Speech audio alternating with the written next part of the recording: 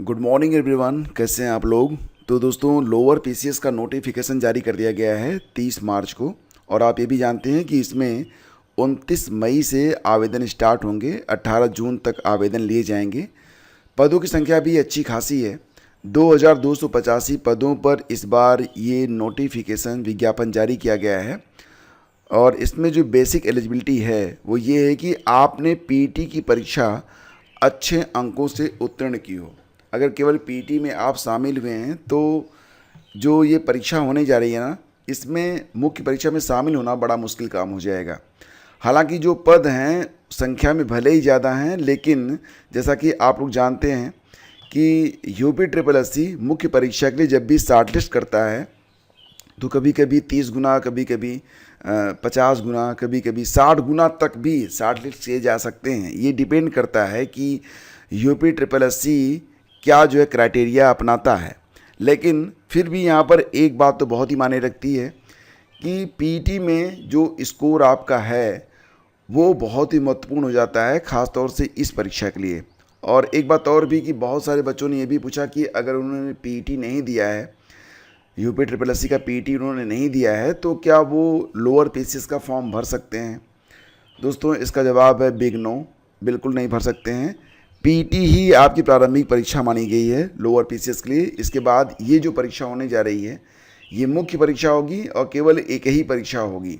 मतलब अब ये जो फॉर्म आया है, ये फॉर्म अगर आप भर देते हैं और इसके बाद आप इस परीक्षा में शामिल होकर उत्तीर्ण हो जाते हैं तो फिर आपकी जो नियुक्ति है 100% हो जाएगी। ठीक है। तो यहाँ पर जो पदों की संख्या है वो जैसा कि आप जानते हैं बहुत सारे पद हैं जो कि बहुत ही बहुप्रतीक्षित पद हैं। सहायक कोषागार लेखाकार के लिए भी 548 पद हैं, लेखा परीक्षक के लिए 449 पद हैं, और अमीन नीलाम कार्यकर्ता के लिए 323 पद। अधिशासी अधिकारी ये पद बहुत ही रुतबे वाला पद माना जाता है, इसमें भी 238 पद हैं। इसके अलावा अन्य जो पद हैं लिपिक से टंकक रोकड़िया, तो ये 229 पद, 168 पद जो हैं सहायक चकबंदी अधिकारी के हैं। तो नोटिफिकेशन में आपने ये सब देख लिया होगा। नोटिफिकेशन कल रात में ही मैंने डिस्कस कर दिया था, और अगर आपने पूरा नोटिफिकेशन नहीं देखा है तो आप जाकर देख सकते हैं। ठीक है। तो नोटिफिकेशन देख सकते हैं आप। आरक्षण का लाभ केवल यूपी के जो एस्पिरेंट हैं उन्हीं को मिलेगा। एससी एसटी ओबीसी कैंडिडेट हैं तो अगर उनकी उम्र 45 साल तक है तो भी वो फॉर्म भर पाएंगे। उत्तर प्रदेश की जो महिला अभ्यर्थी हैं उनके मामले में पिता पक्ष से निर्गत जाति प्रमाण पत्र ही मान्य होगा, ससुराल पक्ष का नहीं, पिता पक्ष का मान्य होगा। और जितने भी पद हैं सभी पदों में जो योग्यता है, शैक्षिक योग्यता, वो स्नातक ही रखी गई है। ईओ के लिए ये कहा गया है कि ईओ पर आप फॉर्म तो भर सकते हैं स्नातक के आधार पर, लेकिन जब आप ओ लेवल पास कर लेंगे तभी जाके आपको जो है अस्थाई किया जाएगा। तो ये बात भी आप लोग ध्यान रखिएगा। तो इस प्रकार से पूरा नोटिफिकेशन आपके सामने है, और यहाँ पर अब बात करने वाले हैं कि जो लोग पीटी की परीक्षा में शामिल हुए थे तो कितने अंक उनके सेफ स्कोर हो सकते हैं।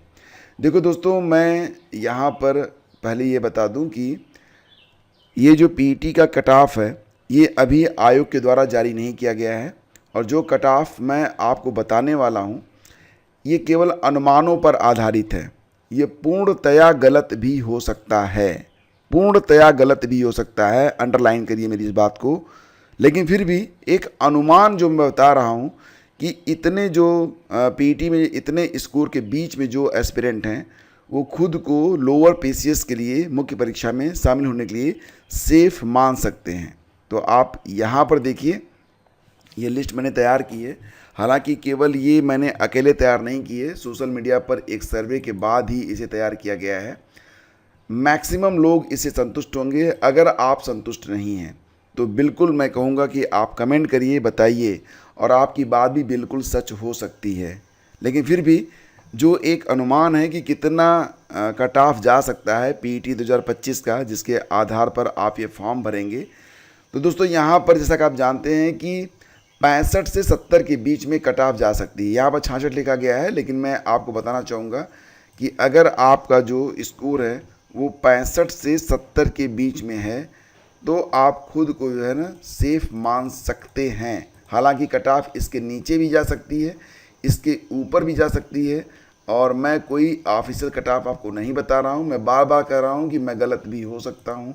अगर आप सही हैं तो प्लीज़ इसे करेक्ट करिए, ठीक है।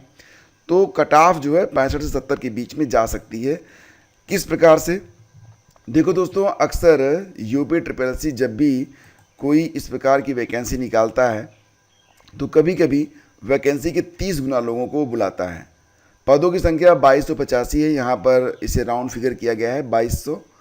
अगर 30 गुना लोग बुलाए जाते हैं तो लगभग 66,000 गुना लोग बुलाए जाएंगे। 30 गुना अगर बुलाए जाते हैं, 60 टेस्ट होते हैं मुख्य परीक्षा के लिए, तो 66,000 लोग बुलाए जाएंगे मुख्य परीक्षा में। तब कट ऑफ जो है या तो 70 से 71 के बीच में जा सकती है, या हो सकता है कि 69, 70, 71 के बीच में रहे, ठीक है। अगर 40 गुना लोग बुलाए जाते हैं, ठीक है, देखो पदों को मैंने यहाँ पर राउंड फिगर किया है तो इसको आप ध्यान रखिएगा। पद 85 पद और भी हैं। तो अगर 40 गुना लोग बुलाए जाते हैं तो कट ऑफ आपकी 68, 69 जा सकती है पीटी की कट ऑफ। तब ऐसी कंडीशन में 88,000 लोग मुख्य परीक्षा में शामिल होंगे। अगर 50 गुना लोग बुलाए जाएं तो लगभग 1,01,000 लोग जो है परीक्षा में शामिल हो सकते हैं। 1,10,000 मान सकते हैं आप इसे। तो ऐसी कंडीशन में जो पीटी की कट ऑफ जा सकती है वो 67, 68 जा सकती है। और अगर देखा जाए कि आपकी जो मतलब बुलाया जाएगा, अगर 60 गुना लोग बुलाए जाएं, जो कि बहुत मतलब ऐसा लगता नहीं है, लेकिन अगर बुलाए जाते हैं तो लगभग 1,30,000 लोग मुख्य परीक्षा में शामिल होंगे। तब कट ऑफ आपकी 65, 66 जा सकती है। या हो सकता है कि ये गलत अनुमान हो, इससे कम भी कट ऑफ जा सकती है, इससे ज़्यादा भी जा सकती है। ये आप एक सेफ़ स्कोर मान के चल सकते हैं कि अगर आप 65 से 70 के बीच में हैं तो सेफ़ हो सकते हैं। और हो सकता है कि इसके कम के नीचे भी, मतलब 65 के नीचे भी हो सकता है, 60, 65 पर के बीच में अगर आपके अंक हैं, मे भी कोई T&C बन जाए, टर्म एंड कंडीशन बन जाए, लेकिन बनने की कोई संभावना नहीं है। केवल मैं आपके लिए कह रहा हूँ कि अगर आपकी कोई गणना है तो आप भी सही हो सकते हैं, लेकिन मेरा अनुमान है कि 65 से 70 के बीच में अगर आपके अंक हैं तो आप इस परीक्षा के लिए खुद को सुरक्षित मान सकते हैं, ठीक है। बाकी ये जो नोटिफिकेशन है इस पर चर्चा मैंने पहले ही कर रखी है और डिस्क्रिप्शन में आपको मैंने लिंक दे दिया है, तो आप जाकर अभी देख सकते हैं, ठीक है। और दोस्तों बात करें तो जैसा कि आप जानते हैं इस बार यूपी पीसीएस में कुल 947 पद थे। इस बार भी 15 पद खाली रह गए हैं। जैसा कि आप जानते हैं जब भी पीसीएस का फॉर्म भरा जाता है तो जितने फॉर्म भरे जाते हैं लगभग उसके आधे ही अभ्यर्थी परीक्षा में शामिल होते हैं। प्री की परीक्षा के बारे में बात हो रही है। और जब फाइनल रिजल्ट आता है तो कुछ पद खाली रह जाते हैं जो कि क्राइटेरिया पूरा न होने की वजह से खाली हो जाते हैं और इन्हें फिर कैरी फॉरवर्ड किया जाता है, अगली भर्ती में इनको जगह दी जाती है। तो इसी बात की चर्चा यहाँ पर की गई है। अब इस पर बहुत विस्तृत चर्चा करने की कोई आवश्यकता मुझे प्रतीत नहीं होती है। इसके अलावा दोस्तों जब भी यूपी पीसीएस या फिर यूपीएससी का रिजल्ट आता है तो उस समय एक अलग ही माहौल बनता है पूरे प्रदेश में, या यूँ कहिए कि पूरे देश में। बहुत सारे ऐसे भी एस्पिरेंट सफल होते हैं जिनको बहुत गरीब दिखाया जाता है। मतलब ये बताया जाएगा कि इनके पिता जो हैं रिक्शा चला रहे थे, इनके पिता जो हैं चाय बेच रहे थे, इनके पिता जो हैं ये परचून की दुकान चला रहे थे। एग्जैक्टली देखा जाए ना तो बात सही भी है। बहुत ही बुरी परिस्थितियों में ही इतिहास लिखे भी जाते हैं और मोटिवेशन का काम भी करते हैं। जब तक आपके दिल में आग लगी नहीं होगी, कौन जो है प्रतिदिन 12 से 15 घंटे 18 घंटे तक पढ़ाई करेगा, आप बताइए। तो एक ना मन में होना चाहिए भाव। जब तक आपको अपनी कमजोरियां जो हैं पता नहीं रहेंगी, जब को आपको अपनी स्थितियां सुधारने का मन में भाव नहीं आएगा, विचार नहीं आएगा, जब तक आपको ये नहीं लगेगा कि मेरा जीवन किस लिए हुआ है, जब तक आपको अपने अस्तित्व का भान नहीं होगा, तब तक कोई इतना श्रम क्यों करेगा। अगर किसी को, बहुत सारे बच्चे ऐसे भी हैं जिन्हें सुबह का भोजन मिलता है, शाम का भी भोजन मिलता है और दोपहर में एंजॉय करने के लिए पूरा टाइम मिलता है, मोबाइल फ़ोन में 1.5 से 2 GB डेटा मिल जाता है, वो उनके लिए दैट्स एनफ है। उन्हें सोचना ही नहीं होता कि कल का मतलब कल क्या होगा, कल मैं क्या करूँगा, उनको पता ही नहीं होता। लेकिन जो देख पाते हैं इस तस्वीर को कि कल क्या होने वाला है, वही लोग इतनी मेहनत करते हैं। 7 महीने की बेटी को लेकर लोग पहुँचते हैं साक्षात्कार देने के लिए और अंततः सफल भी हो जाते हैं।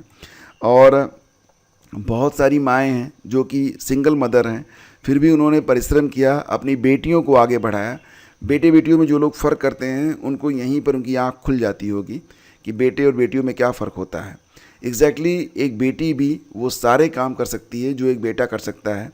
और वो सारे काम नहीं भी कर सकती है जो एक बेटा कर सकता है। कई बार तो बेटे जो है, देखो मैं किसी की बुराई नहीं करता हूँ, तो यहाँ पर बात होती है बेटा बेटी दोनों बराबर हैं, दोनों ही अच्छे हो सकते हैं, दोनों ही बुरे हो सकते हैं।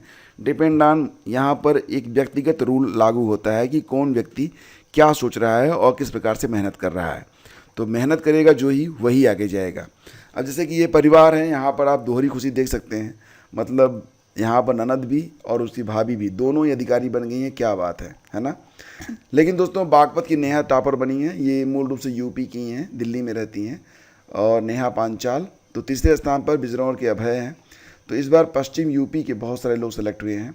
सम्मिलित अवर अधीनस्थ सेवा में 2285 भर्तियाँ होंगी, इसके बारे में भी आज के अखबारों में यहाँ पर आपको बताया गया है। आंगनवाड़ी में 65,000 नौकरियां देंगे।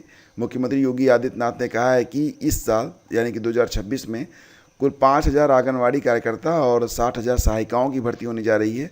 सीएम ने कुल 69,804 स्मार्टफोन भी बांटे हैं आंगनवाड़ी कार्यकर्तियों को, तो उसके बारे में यहाँ पर थोड़ी सी अपडेट दी गई है। हालांकि आप यही भी जानते हैं कि आंगनवाड़ी भर्ती का जो कार्यक्रम है ये शुरू भी हो चुका है।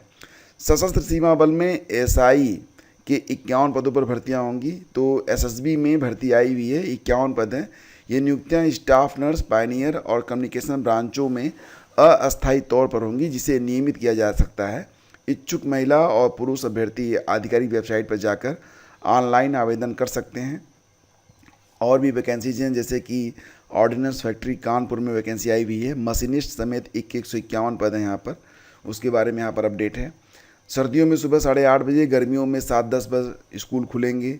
शिक्षा निदेशालय ने नए टाइम टेबल का प्रस्ताव सरकार को भेजा है, तो चलो अच्छी बात है। अग्निवीर भर्ती की जो डेट है आवेदन करने की 10 अप्रैल तक उसे एक्सटेंड किया गया है। पंजीकरण की तिथि बढ़ा दी गई है। पंजीकरण की तिथि बढ़ने से अभ्यर्थियों को राहत मिली है। और योगी ने 28 लाख छात्रों के खाते में 3,350 करोड़ रुपए छात्रवृत्ति भेज दी है। तो सारी जानकारी आज के अखबारों में है। 74 जिलों में होगी होमगार्ड भर्ती परीक्षा। आपको पता ही है कि परीक्षा 25, 26 और 27 अप्रैल को होगी। केवल श्रावस्ती को छोड़कर बाकी सभी जिलों में ये परीक्षा करवाई जाएगी। तो इसके बारे में यहाँ पर अपडेट दी गई है। और उत्तर प्रदेश अधीनस्थ सेवा चयन आयोग के द्वारा सहायक सांख्यिकी अधिकारी और अन्य पद खाली हैं। 926 पदों पर ये नोटिफिकेशन जारी किया गया है। इसमें पीटी का जो स्कोर है अगर 0 भी है तो भी आप यहाँ पर मुख्य परीक्षा के लिए शॉर्ट लिस्ट हो जाएंगे। लेकिन इस परीक्षा की जो एलिजिबिलिटी है उसमें ओ लेवल भी रखा गया है। तो दोस्तों ये थी पूरी अपडेट। थैंक यू हमसे जुड़ने के लिए। हम मिलेंगे आपसे अगले वीडियो में। आप जानते हैं कि आपकी क्लासेस लगातार चल रही हैं यूपीएचसीएससी विज्ञापन संख्या 51, जीआईसी, जीडीसी आदि परीक्षाओं के लिए, जिसके लिए पेड बैच भी चल रहा है। तो उसके लिए आप डिस्क्रिप्शन चेक कर सकते हैं। Thank you.